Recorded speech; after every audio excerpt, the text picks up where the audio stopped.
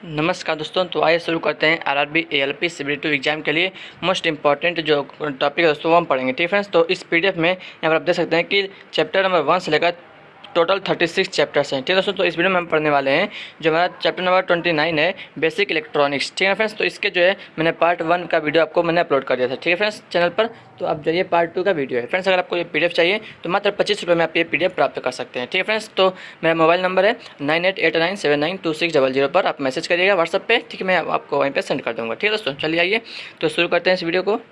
तो फ्रेंड्स आइए शुरू करते हैं। तो ये चैप्टर है बेसिक इलेक्ट्रॉनिक्स। ठीक है, तो ये मैंने यहाँ तक जो है इस मतलब जो है ये सब मैंने आपको पढ़ा देता हूँ। ठीक है फ्रेंड्स, तो आइए हमें जो शुरू करना है, हमको यहाँ से पढ़ना शुरू करना है। ठीक है दोस्तों, यहाँ पर मैंने लास्ट वीडियो में यहाँ तक मैंने आपको छोड़ देता है यहाँ तक। ठीक है ना, तो आइए अब यहाँ से हम आगे शुरू करते हैं। दोस्तों इस वीडियो में बहुत ही अच्छे से आपको जो है बताया जाएगा और आपको याद भी करवा दिया जाएगा। ठीक है दोस्तों, तो देखिए जो अर्धचालक होता है वो दो प्रकार का होता है। ठीक है, एक होता है निज अर्धचालक जिसे हम इंट्रिंसिक सेमीकंडक्टर बोलते हैं, और दूसरा होता है बाह्य अर्धचालक जिसे हम क्या कहते हैं, एक्सट्रिंसिक सेमीकंडक्टर बोलते हैं। दोस्तों जो शुद्ध अर्धचालक होता है ना, शुद्ध अर्धचालक जिसमें कोई अशुद्धि नहीं होता है, उसी को हम निज अर्धचालक बोलते हैं, यानी कि इंट्रिंसिक सेमीकंडक्टर बोलते हैं। ठीक है, और जिसमें अशुद्धि मिला दिया जाता है तो उसको हम बाह्य अर्धचालक कहते हैं, एक्सट्रिंसिक सेमीकंडक्टर कहते हैं। ठीक है, तो जो एक्सट्रिंसिक जो सेमीकंडक्टर है वो दो प्रकार का होता है, दो प्रकार का बनाया जाता है, पी टाइप और एन टाइप। ठीक है ना, पी टाइप और एन टाइप बनाया जाता है। ठीक है ना, उसमें अशुद्धि मिलाने के अनुसार जैसे जिस प्रकार से उसमें अशुद्धि मिलाएंगे उस प्रकार का वो बन जाएगा, या तो पी टाइप का बनेगा या तो एन टाइप का बनेगा। ठीक तो आइए आगे देखते हैं। अब देखिए निज अर्धचालक और बाह्य अर्धचालक में क्या दोनों में डिफरेंस क्या होता है। ठीक है, तो निज अर्धचालक वह होते हैं जिनमें केवल मूल पदार्थ जैसे जर्मेनियम या सिलिकॉन के ही परमाणु हों, अर्थात शुद्ध अर्धचालक को निज अर्धचालक कहा जाता है। मैंने आपको बता दिया था पहले ही। ठीक है ना, और दोस्तों बाह्य अर्धचालक में देख लीजिए, एक शुद्ध अर्धचालक में यदि डोपिंग कर दी जाए तो बाह्य अर्धचालक प्राप्त होता है। ठीक है, यानी डोपिंग यानी कोई अशुद्धि मिला दिया जाए, उसमें कुछ मिला दिया जाए तो उससे कम कुछ मिलाना, यानी जर्मेनियम या सिलिकॉन में कुछ मिलाना, ये क्या कहलाता है, डोपिंग कहलाता है। ठीक है, देखो दोस्तों परम शून्य ताप पर यानी कि 0 केल्विन पर अर्धचालक जो है वो कुचालक की भांति व्यवहार करते हैं। ठीक है ना, कुचालक यानी कि अचालक भी कह सकते हैं, जिसमें कि कोई जो है करंट फ्लो नहीं करता है। ठीक है ना, और दोस्तों आइए माने देखिए निज अर्धचालक में आवेश वाहक जो है वो इलेक्ट्रॉन व होल दोनों समान होते हैं। ठीक है ना, यानी कि निज अर्धचालक में जो है इंट्रिंसिक अर्धचालक में क्या होता है कि आवेश वाहक जो होते हैं, जो चार्ज कैरियर्स होते हैं, वो इलेक्ट्रॉन और जो वीवर होल को क्या कहते हैं, वीवर कहते हैं, दोनों समान होते हैं। ठीक है, इसमें देखिए दोस्तों बाह्य अर्धचालक में तो यदि डोपिंग कर देते हैं तो वो एक्सट्रिंसिक बन जाता है, बाह्य बन जाता है। ताप बढ़ाने पर बाह्य अर्धचालक की चालकता कम हो जाती है, ताप बढ़ाने पर बाह्य अर्धचालक की चालकता कम हो जाती है। ठीक है, यानी कि इसका जो रेजिस्टेंस है वो बढ़ जाता है। ठीक है, आइए देखिए जो बाह्य अर्धचालक है, जो एक्सट्रिंसिक अर्धचालक, वो दो प्रकार के होते हैं, पी टाइप और एन टाइप। तो पी टाइप कैसे बनता है, यदि किसी जो है हम किसी शुद्ध अर्धचालक में तृतीय ग्रुप के तत्व यानी कि जैसे कि एल्युमिनियम, बोरान, गैलियम, इंडियम को हम अशुद्धि के रूप में मिलाएं तो पी टाइप अर्धचालक हमको प्राप्त मिलेगा। ठीक है ना, यानी कि किसी शुद्ध अर्धचालक में अगर हम तृतीय ग्रुप के तत्व यानी कि ट्राईवैलेंट कुछ मटेरियल मिला देते हैं तो वो क्या बन जाएगा, वो पी टाइप अर्धचालक बन जाएगा। ट्राईवैलेंट में कौन कौन से आते हैं, एल्युमिनियम, बोरान, गैलियम, इंडियम। ठीक है, और दोस्तों तीन संयोजी इलेक्ट्रॉन वाली अशुद्धि मिलाई जाती है तो स्वीकारक अशुद्धि कहलाती है। ये बहुत इंपॉर्टेंट पॉइंट है, एक्सेप्टर अशुद्धि कहलाती है। यानी कि अगर ट्राईवैलेंट जो है तीन संयोजी वाली इलेक्ट्रॉन वाली अगर अशुद्धि मिलाते हैं तो क्या बनता है, क्या कहलाता है, वो एक्सेप्टर अशुद्धि कहलाती है, एक्सेप्टर। ठीक है ना, देखिए एक पी टाइप अर्धचालक में वीवर यानी कि होल बहुसंख्यक वाहक तथा इलेक्ट्रॉन अल्पसंख्यक वाहक होते हैं। यानी कि अगर पी टाइप अर्धचालक है तो उसमें होल्स जो है वो बहुत ही ज़्यादा होंगे और इलेक्ट्रॉनों की संख्या कम होगी। ठीक है, देखिए अब देखते हैं एन टाइप में। इसमें कहता है कि यदि हम किसी शुद्ध अर्धचालक में पांचवें ग्रुप के तत्व जैसे एंटीमनी, आर्सेनिक, फास्फोरस को अशुद्धि ग्रुप में मिलाएं तो एन टाइप अर्धचालक प्राप्त किया जाता है। ठीक है ना, 5 संयोजी इलेक्ट्रॉन वाली अशुद्धि मिलाई जाती है तो उसे हम क्या कहते हैं, डोनर अशुद्धि यानी कि दाता अशुद्धि कहलाती है। ठीक है ना, अगर 3 संयोजन मिलाएंगे तो एक्सेप्टर और अगर 5 संयोजन मिलाएंगे तो डोनर कहलाएगी। एक एन टाइप अर्धचालक में इलेक्ट्रॉन जो है वो बहुसंख्यक वाहक तथा वीवर जो है वो अल्पसंख्यक वाहक होते हैं। ठीक है ना, यानी कि एन टाइप में इलेक्ट्रॉन बहुसंख्यक होते हैं और पी टाइप में होल्स जो है वो बहुसंख्यक वाहक होते हैं। ठीक है चलिए आगे बढ़ते हैं दोस्तों अब देखते हैं क्या होता है फर्मी लेवल क्या होता है। ठीक है ना, फर्मी सतह या फर्मी लेवल क्या होता है। तो फर्मी सतह किसी पदार्थ के ऊर्जा बैंड उस ऊर्जा स्तर को व्यक्त करता है। क्या करता है, जो फर्मी लेवल है वो किसी पदार्थ के ऊर्जा बैंड के उस ऊर्जा स्तर को जो उस ऊर्जा स्तर को व्यक्त करता है जिसकी संयोजी बैंड के इलेक्ट्रॉन द्वारा भरे जाने की प्रायिकता या संभावना 50% होती है।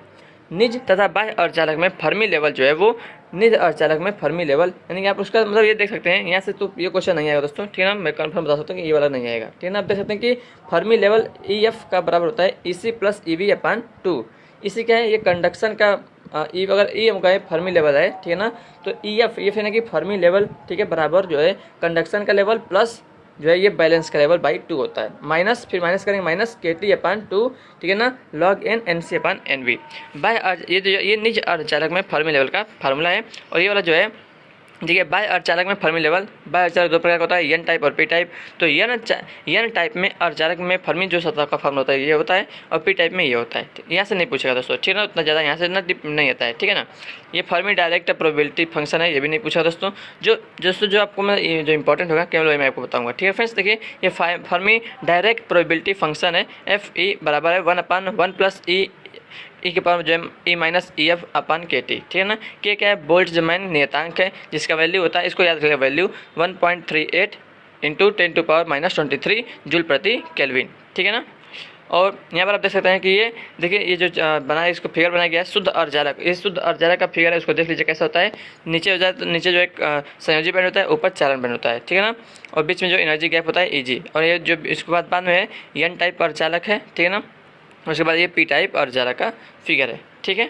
इसमें आपको क्या देखना है दोस्तों, इसमें आपको देखिए यहाँ पर समझिए, यहाँ पे शुद्ध अर्धचालक में फर्मी सतह ऊर्जा गैप के मध्य में होती है। जो फर्मी सतह ऊर्जा गैप होता है ना, मतलब जो फर्मी सतह होता है वो ऊर्जा गैप के मध्य में होता है। यहाँ पर आप देखिए, ये जो आपको बीच में जो लाइन दिख रहा है ना, EF वाला जो बीच में ये लाइन दिख रहा होगा आपको, ये वाला, ठीक है ना, ये देखिए दोनों के बीच में, चालन बैंड और संयोजी बैंड के बिल्कुल जो है बीच में है ना, ठीक है। लेकिन इसमें देखिए, ये वाला देखिए, ये दोस्तों किस N टाइप अर्धचालक बताता है, N टाइप, ठीक है ना। इसमें दोस्तों आपको जो आपको फर्मी लेवल दिख रहा होगा, ये देखिए चालन बैंड के पास में दिख रहा है ना, देखिए यहाँ पे लिखा भी होगा।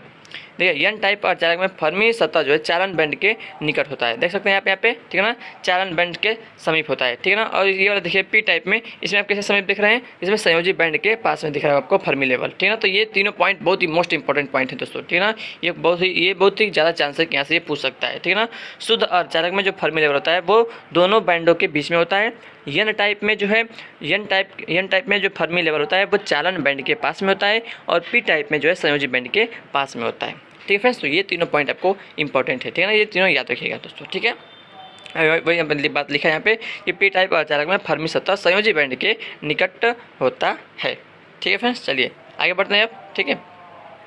अब देखिए, अब हम पढ़ेंगे क्या, सेमीकंडक्टर डायोड के बारे में, ठीक है फ्रेंड्स। तो पहला है PN जंक्शन डायोड, बहुत ही सिंपल सा है, बहुत ही मतलब इंपॉर्टेंट भी है, सिंपल भी है, ठीक है ना, याद हो जाएगा बहुत अच्छा आसानी से आपको।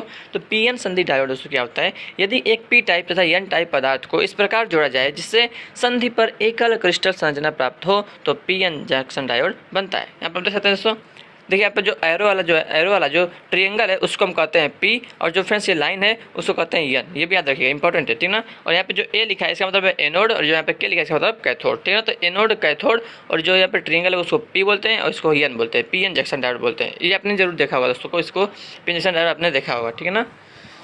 आगे बढ़ते हैं, देखिए डिप्लीशन लेयर क्या होता है। डिप्लीशन लेयर यानी कि अवक्षय परत क्या होता है, यह PN संधि के पास इलेक्ट्रॉन एवं होल्स के पुनर्संयोजन के कारण उत्पन्न एक मुक्त आवेश रहित क्षेत्र होता है। याद रखिएगा, मुक्त आवेश रहित क्षेत्र होता है, इसे स्पेस चार्ज क्षेत्र भी कहते हैं। ग्राही यानी कि एक्सेप्टर तथा दाता यानी कि डोनर, यानी कि एक्सेप्टर तथा डोनर आयन के कारण उत्पन्न विद्युत क्षेत्र बैरियर कहलाता है। क्या करता है, ये एक लाइन का पूछ सकता है आपसे कि एक्सेप्टर और डोनर यानी कि ग्राही और तथा दाता के आयन के कारण उत्पन्न विद्युत क्षेत्र क्या कहलाता है, बैरियर कहलाता है। ग्राही तथा दाता आयन अचल आयन होते हैं, यानी कि इमोबाइल आयन होते हैं, यानी कि ग्राही तथा आयन जो दाता आयन है वो अचल होते हैं, यानी कि चलने वाले नहीं होते हैं, स्थिर होते हैं। सिलिकॉन के लिए बैरियर विभव का मान जो है 0.7 वोल्ट होता है तथा जर्मेनियम के लिए ये 0.3 वोल्ट होता है। याद रखिएगा दोस्तों, इसको कैसे याद कर सकते हैं हम, देखिए इंग्लिश अल्फ़ाबेट में जो G अक्षर है, G वो पहले आता है, ठीक है ना।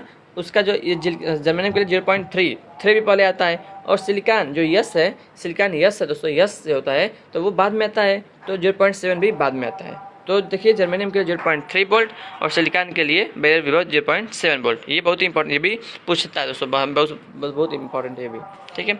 आगे बढ़ते हैं, पीएन संधि का बायसिंग यानी कि बायसिंग ऑफ पीएन जंक्शन। ठीक है, तो बायसिंग का अर्थ होता है क्या, पहले देखते हैं कि बायसिंग का अर्थ परिपथ को डीसी वोल्टता प्रदान करना होता है। बहुत ही सिंपल दोस्तों, लेकिन बहुत लोग नहीं जानते होंगे कि बायसिंग का अर्थ क्या होता है। ठीक है, तो बायसिंग का अर्थ होता है कि परिपथ को डीसी वोल्टता प्रदान करना होता है। बायसिंग दो प्रकार का होता है, एक होता है अग्र अभिनति यानी कि इसको बोलते हैं फॉरवर्ड बायसिंग, दूसरा होता है उत्क्रम अभिनति यानी कि रिवर्स बायसिंग। तो इन दोनों में डिफरेंस क्या होता है, आइए देख लेते हैं।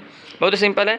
अग्र बायसिंग यानी कि इसमें क्या होता है, जो जैसे पीएन जंक्शन है ना, पीएन जंक्शन, तो जो उसमें पी होता है, इसमें पी सिरे को बैटरी के धनात्मक यानी कि पॉजिटिव सिरे से जोड़ते हैं और जो एन सिरे को बैटरी के निगेटिव सिरे से जोड़ते हैं। बस यही होता है फॉरवर्ड बायसिंग, अग्र अभिनति होता है। यानी कि जो पीएन जंक्शन है, पी एन है, जो पी है उसको बैटरी के पॉजिटिव टर्मिनल से जोड़ेंगे, धनात्मक से जोड़ेंगे, और जो एन होता है उसको बैटरी के निगेटिव टर्मिनल से जोड़ेंगे। तो इसी को हम कहते हैं क्या, फॉरवर्ड बायसिंग या अग्र अभिनति कहते हैं। ठीक है ना, जैसे यहाँ पर देख लीजिए, ये पीएन जंक्शन का बनाया गया फिगर है। ठीक है ना, ये जो पी क्षेत्र है, पी है, बीच में डिप्लीशन लेयर है और यहाँ पे एन है। तो यहाँ पे देखिए, ये आप देख सकते हैं, जो बैटरी यहाँ पे लगाया गया है, जो ऊपर वाला बड़ा वाला होता है वो प्लस होता है। ठीक है ना, नीचे वाला माइनस होता है। तो उस यहाँ पे ये ऊपर वाला पी है, तो पी को जो है पॉजिटिव से जोड़ा गया है और जो नीचे वाला एन क्षेत्र है उसको जो है यहाँ पे निगेटिव से जोड़ा गया है। तो ये कौन सा बायसिंग हो गया, ये हो गया दोस्तों कौन सा, आपका फॉरवर्ड बायसिंग। ठीक है ना, देखिए यहाँ पे अगर बायस में डायोड का प्रतिरोध जो है बहुत ही कम लगभग होता है। ठीक है ना, अगर बायस में डायोड का प्रतिरोध बहुत कम लगभग होता है। ठीक है ना, तो डायोड प्रतिरोध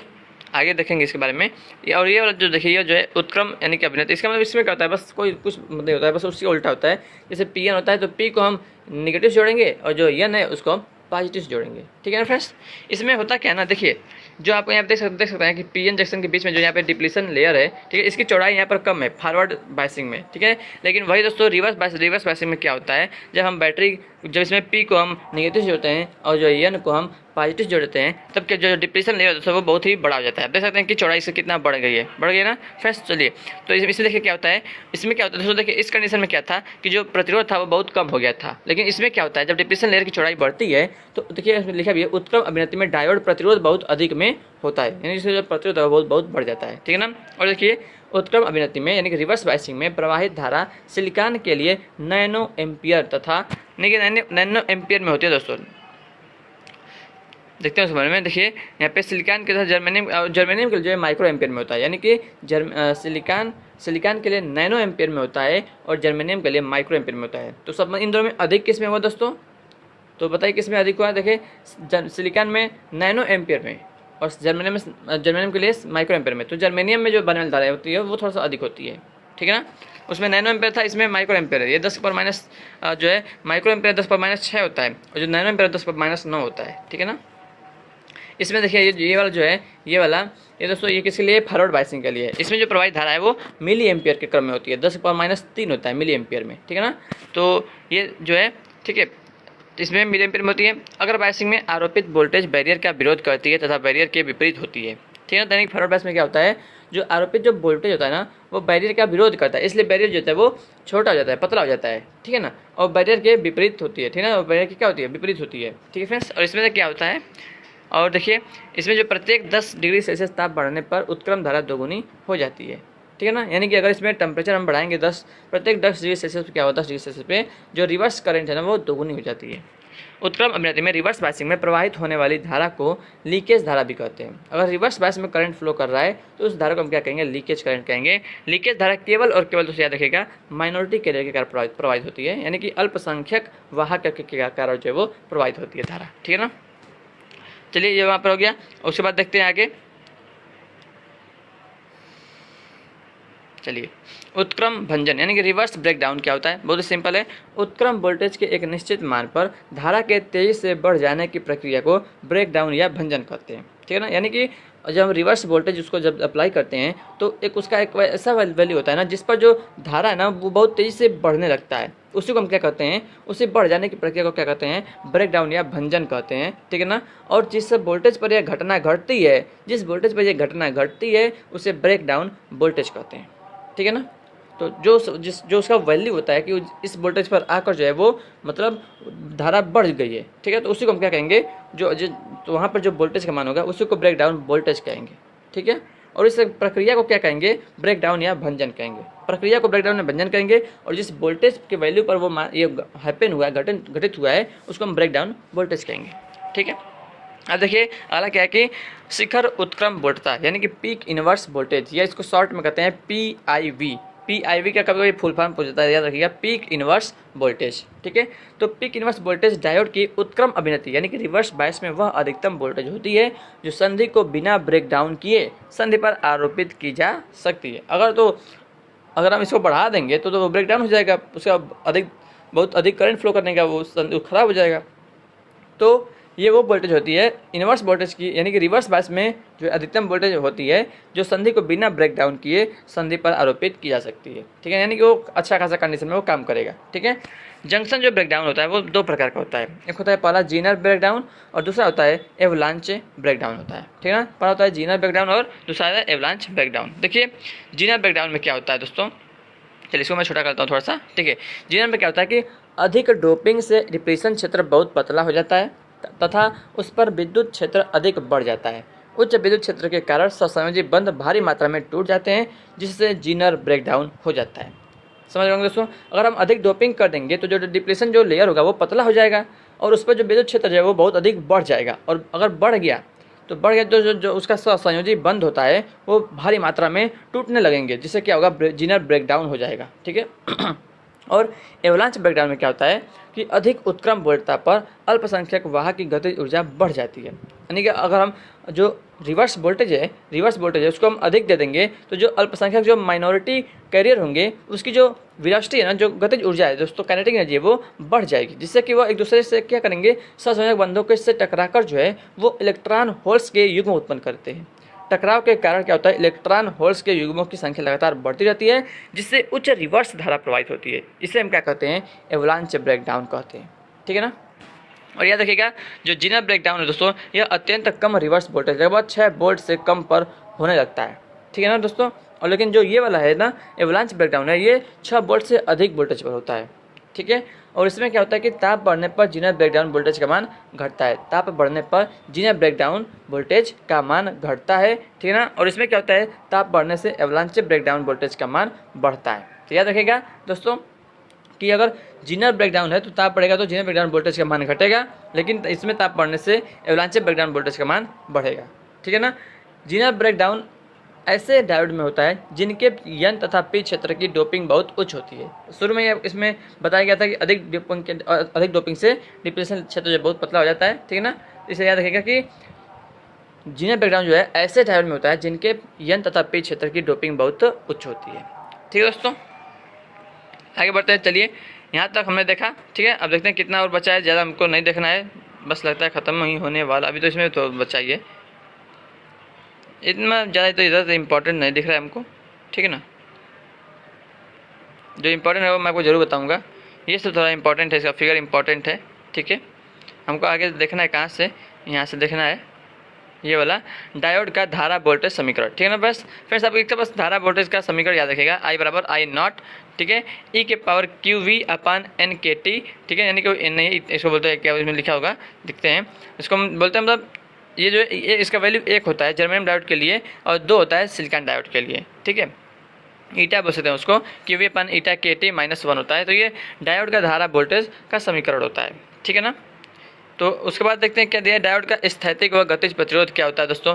स्थैतिक व गतिज प्रतिरोध देख सकते हैं यहाँ पे। स्थैतिक प्रतिरोध क्या होता है, इसको डीसी प्रतिरोध भी कहते हैं स्थैतिक प्रतिरोध को, और गतिज प्रतिरोध को क्या कहते हैं, एसी प्रतिरोध भी कहते हैं। ठीक है ना, तो स्थैतिक में क्या होता है, जब किसी डायोड में एक स्थिर धारा यानी कांस्टेंट डीसी करंट प्रवाहित होती है तब उसके प्रतिरोध को स्थैतिक वोल्टेज कहते हैं, इसलिए इसको हम डीसी प्रतिरोध कहते हैं। तो अगर कांस्टेंट डीसी करंट फ्लो कर रही है तो जो उसमें प्रतिरोध है उसी को हम स्थैतिक प्रतिरोध कहेंगे। ठीक है ना, और जब किसी डायोड में धारा का मान अपने औसत मान से परिवर्तित होता है तब जो है डायोड के वोल्टेज में सूक्ष्म परिवर्तन तथा धारा के सूक्ष्म परिवर्तन के अनुपात को डायोड का गतिज प्रतिरोध कहते हैं, डायनेमिक रेजिस्टेंस कहते हैं। ठीक है ना, याद रखिएगा हमेशा कि स्थैतिक प्रतिरोध का मान गतिज प्रतिरोध के मान से अधिक होता है। स्थैतिक प्रतिरोध का मान गतिज प्रतिरोध के मान से अधिक होता है। ठीक है दोस्तों, चलिए यहाँ तक इस वीडियो को समाप्त करते हैं फ्रेंड्स। ठीक है, आगे हम और भी जो अगला जो बचा है दोस्तों वो सब इंपॉर्टेंट वीडियो जो है आने वाले हम वीडियो में देखेंगे। ठीक है दोस्तों, तो अगर आपको वीडियो पसंद है वीडियो को लाइक करिएगा। कैसा लगा आपको वीडियो, मुझे मतलब मैं आपको समझा पा रहा हूँ या नहीं समझा पा रहा हूँ कमेंट करके जरूर बताइएगा। ठीक है फ्रेंड्स, अगर आपको अच्छा लगा तो वीडियो को लाइक करेगा, चैनल को सब्सक्राइब करेगा दोस्तों अगर PDF चाहिए तो PDF के लिए मैंने आपको बता दिया क्या करना है, ठीक है ना। मैं व्हाट्सअप नंबर 9889792600 पर आपको मैसेज करना है, बस हाय भेजिएगा दोस्तों। आपसे बस बोल दीजिए कि इसका PDF चाहिए, ठीक है ना, तो मैं आपको PDF सेंड कर दूँगा। मात्र 25 रुपये में दोस्तों लगेगा, ज़्यादा तो है नहीं, ठीक है फ्रेंड्स। अब पेपर के लिए भी बहुत ही कम टाइम बचा है, ठीक है दोस्तों। तो थैंक यू सो मच इस वीडियो को देखने के लिए, बहुत बहुत धन्यवाद दोस्तों। वीडियो अच्छा लगा तो वीडियो को शेयर लाइक करिए जरूर करिएगा, चैनल पर नए तो चैनल को सब्सक्राइब कर लीजिएगा, ठीक है दोस्तों। थैंक यू सो मच, मिलते हैं आपसे नेक्स्ट वीडियो में। टेक केयर, बाय बाय, जय हिंद, जय भारत, वंदे मातरम।